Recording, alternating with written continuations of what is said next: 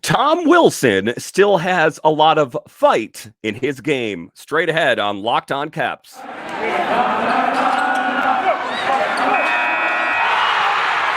Your Locked On Capitals, your daily podcast on the Washington Capitals. Part of the Locked On Podcast Network, your team every day.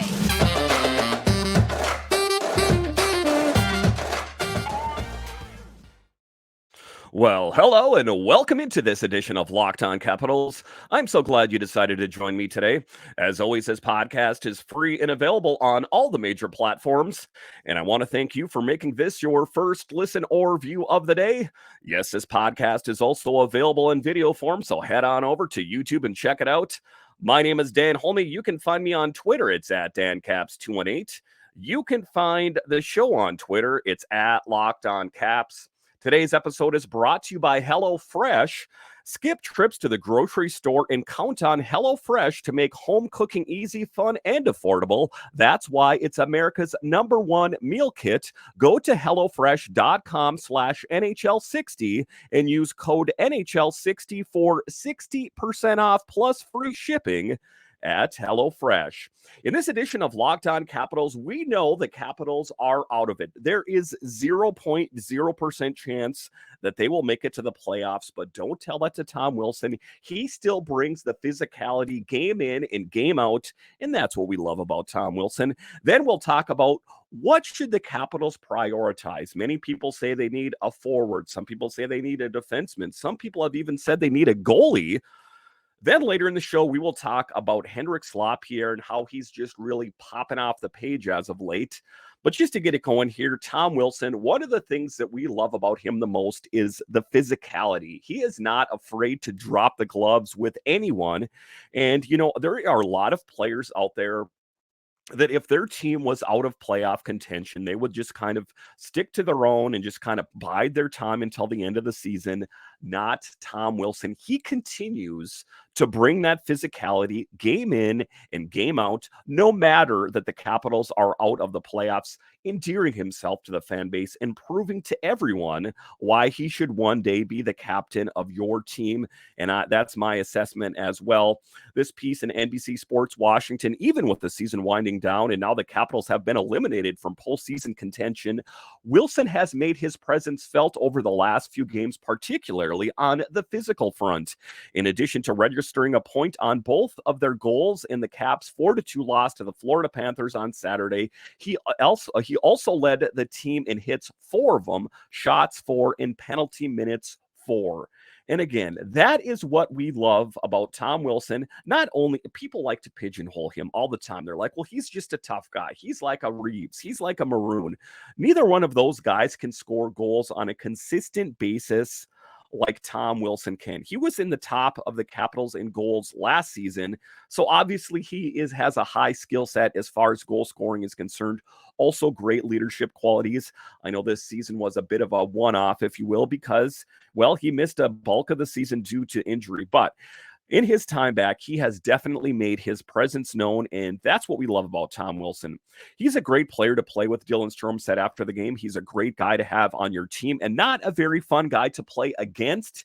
He had some big hits. His turns his momentum for us in tons of ways on the ice. He kills penalties and plays on the first power play unit. That is a good hockey player, and he checks off all the boxes that you have out there for what you're looking for in a hockey player. Tom Wilson has it. And as much as, you know, all of the other 31 other teams in the league say that they don't like him, they would kill to have a guy like Tom Wilson on their team, a true enforcer, you know, and just an intimidator. You know, you think of many situations where all he has to do is skate in the area and, you know, things kind of just dissolve. That's one of the things that we like about it. There's a pride putting on the jersey every night, playing in the NHL, playing for an organization like this, Wilson said. The motivation should be there to go out there and try to win on home ice on Saturday night. They have a bunch of pests over there and make it easy to get up for the game. But other than that, we just want to win games. And that means winning games even when you know you're out of it. That is a true sign of maturity, and it really just speaks to the fabric of who Tom Wilson is. And that is why the Capitals should prioritize signing him sooner than later. Next season is his last season for the Capitals that he's under contract. After that, he's a UFA. So some big questions, not really a question for me. There is no question that the Capitals do need to give him a new deal. Wilson has spent 28 minutes in the penalty box over his last 5 games, including 17 in Thursday's 6-2 loss over the Canadiens for instigating after he took an exception to hit on Nick Dowd. Then Saturday, he was called for roughing after Panthers right wing Giovanni Smith swung at him from the bench, prompting them to both drop the gloves. A cheap shot. That's one of the things that you don't like to say out there. And ultimately, if he, gets a penalty for something like that, I'm on board with that. You can't be taking cheap shots. Honestly, I don't know what's going on for rules wise. Wilson said the other night, I ask a guy to fight, I square up, I get 17 minutes. I get punched from the bench on the way on a line change, and we kill 3 consecutive penalties. So it's tough. You try and go out there and work as hard as you can and take pride in your game, but things happen, and kind of had it a bit of that a playoff feel when we were getting chippy, and there were some big hits and stuff, but I'm just trying to get out of my head and down to work. And that's one of the things I think has spilt over from last season. As we know, the Capitals were eliminated in the first round of the playoffs against the Florida Panthers. I think that's just Tom's DNA and his nature. Head coach Peter Laviolette said he plays that kind of game. He plays physical. We count on him for a lot of different things: penalty kill and power play and physicality and toughness and offense, all those things. And so we count on him for a lot of different things. He seems to have gotten better. The more he's played, the more natural and comfortable he seems, getting away from the injury he had at the beginning of the year. And there was, a bit of a noticeable thing out there where he was kind of, babying his knee a little bit, not babying, but, after and I can speak to this, if you face any type of injury, like I broke my arm once, you're a little bit slow to just get back at it using that arm. Same thing goes for his knee, a substantial injury. He missed a lot of time. It required surgery, and he was just a little slow to put a lot of pressure on it, but he has since stepped up, and despite how this season will be seen for years to come, he has been one of the, the bright and shining pieces on this team. And that's why we are forever in his debt. And we really got to find a way to get Tom Wilson under contract. We don't want to wait till the last moment. So Brian McClellan, if you're listening to this show or watching it, put it on your list of priorities to give Wilson a new contract. He deserves it. All right, so after the break here, we are going to talk about what should the Capitals prioritize in this offseason. Many people say goaltending. People say, defense, offense. What should the Capitals prioritize? We'll talk about that straight ahead.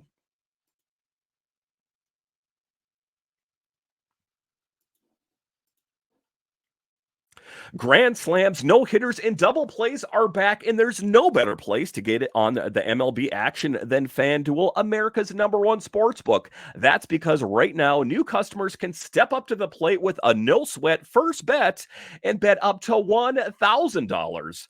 Join FanDuel.com/LockedOn. Sign up, place your first bet, and get up to $1,000 back in bonus bets if your first bet doesn't win. So don't miss out on your chance to get a no-sweat first bet up to $1,000 when you join FanDuel today. Just go to FanDuel.com/LockedOn to sign up.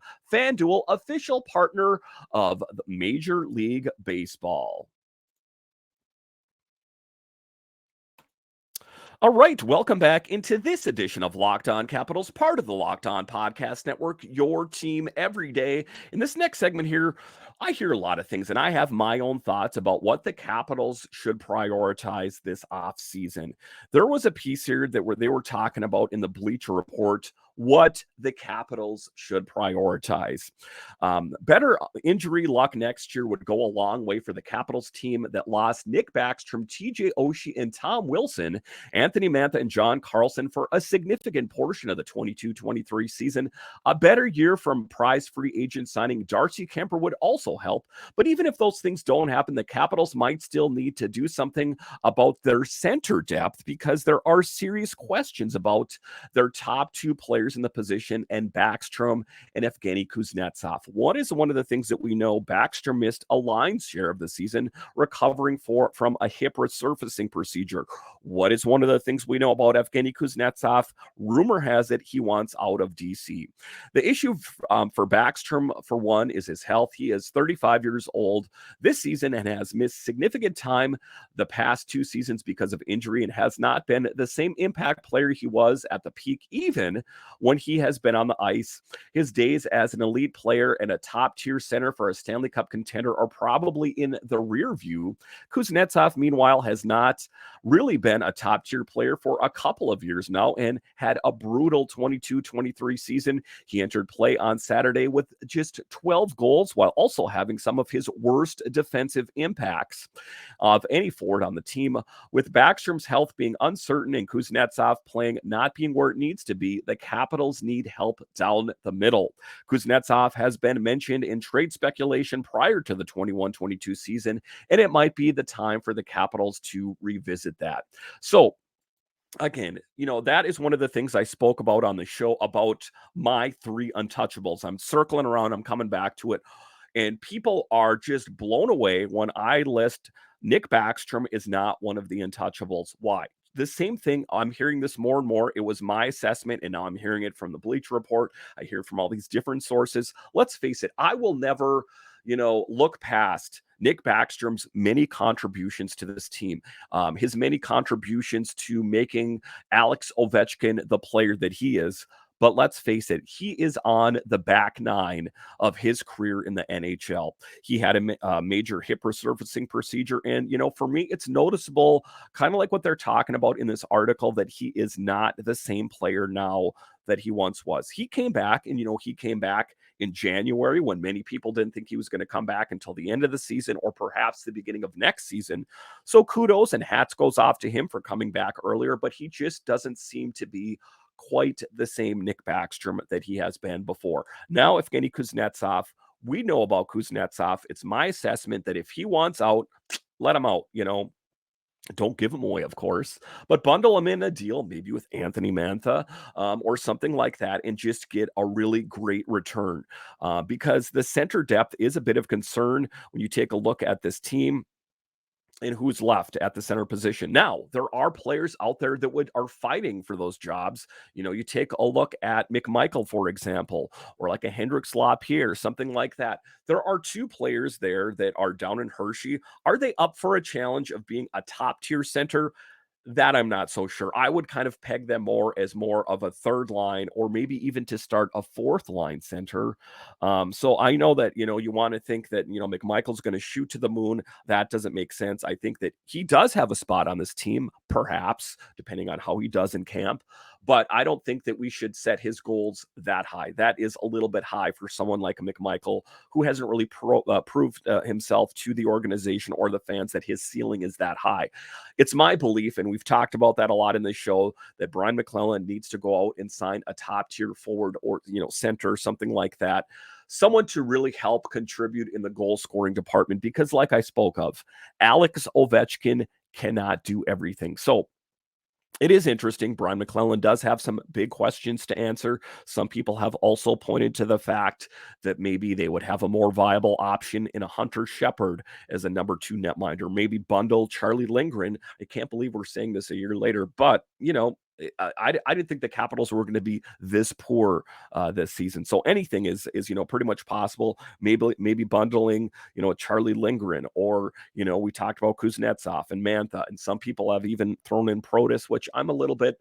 I'm not all in on moving on from Protas. I think that, he still can refine his game a little bit and maybe help out this team. He is a younger guy, so there's hope there. So it kind of fits the narrative of wanting to get younger. So I wouldn't be so quick to move on from Protas. He's not one of my untouchables. Don't get me wrong. I would be willing to listen to offers, but I wouldn't be like my first reaction is to get Protas out of here. But let's face it, this team is missed the playoffs for the first time since 2014, like I've spoke of ad nauseum on the show. Big things need to change. And even though you fondly remember, you get the warm fuzzies when you think of Ovechkin and Backstrom and Oshie and all these guys, it's not the same team anymore. It's an older team, just like we're all getting. We're not all quite as good as we used to be. I think the Capitals could learn from that and try to get this team better before next year, because next year, despite the fact, that they're facing some major changes, I do want this team to be competitive at the end of the day, and I think Brian McClellan knows what to do. All right, so after the break here, we're going to talk about Hendrix Lapierre and how he's been playing really great as of late. We'll talk about that straight ahead.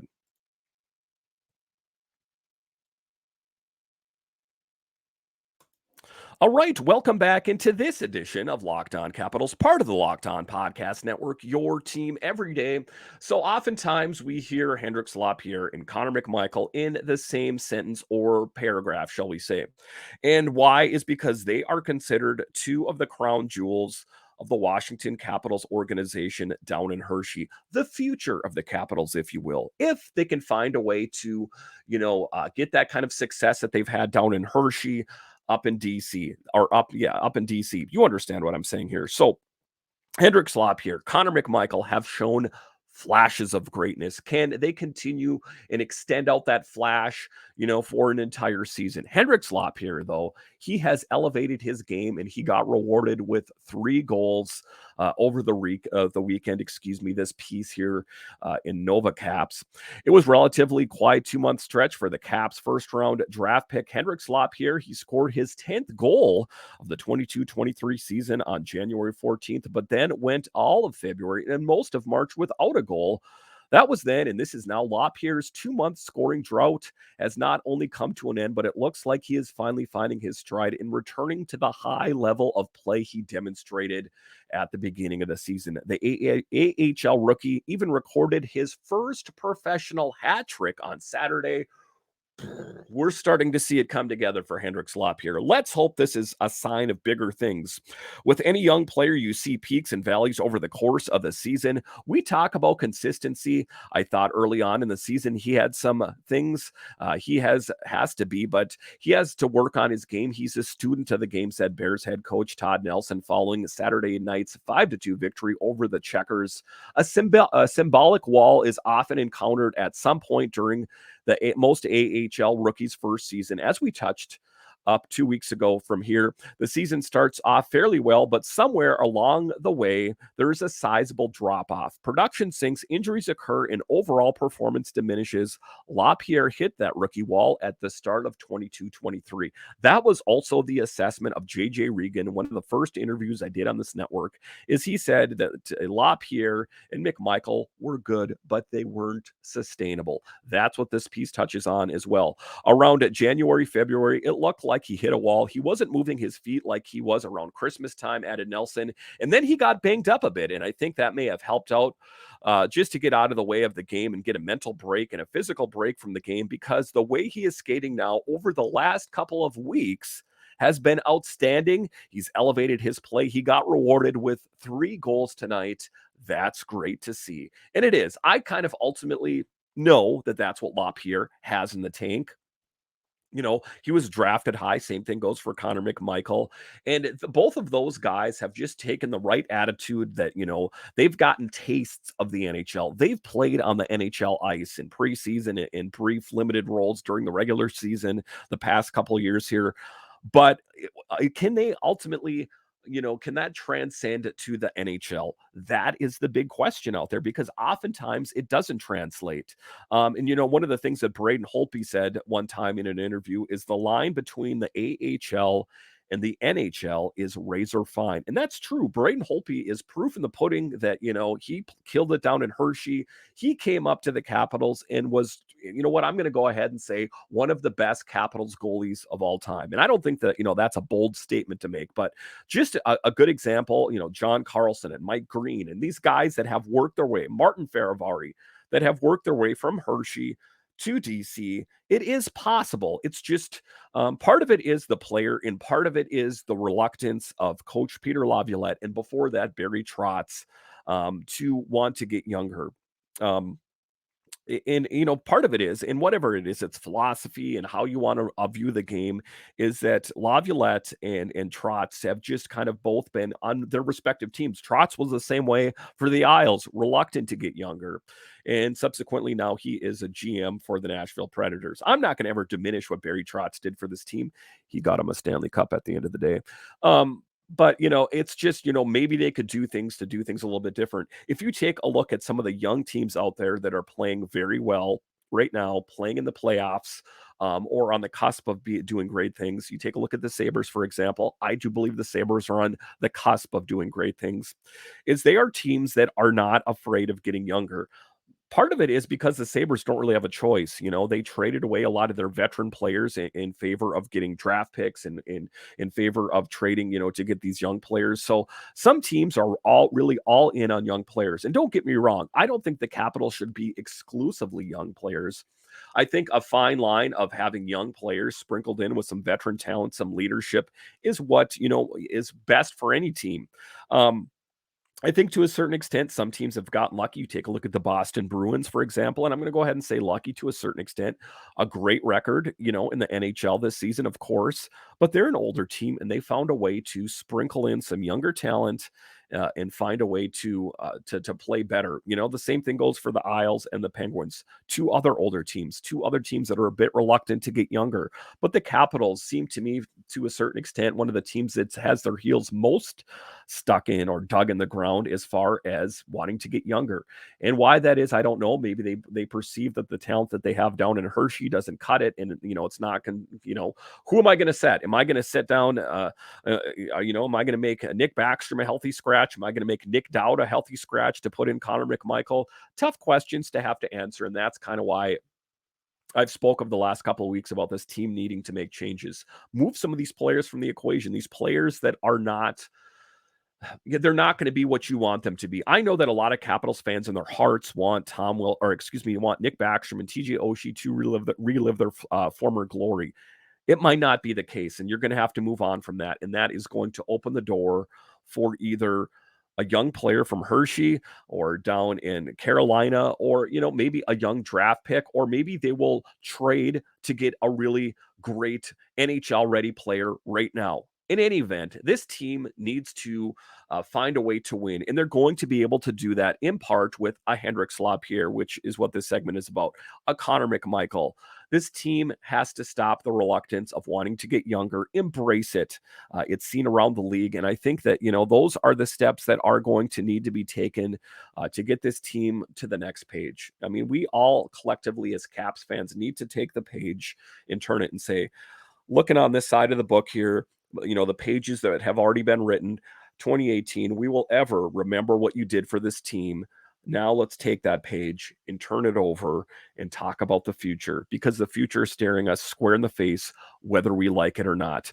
Thank you for making Locked On Capitals your first listen today. Now make your second listen Locked On Game to Game NHL. Every moment, every top performance, every result. Locked On Game to Game covers every game across the NHL with local analysis that only Locked On can deliver. Follow Locked On Game to Game NHL, available on the Odyssey app, YouTube, and wherever you find your podcast. Listen, I would love to chat with you guys even more about the Capitals. You can join me on Subtext.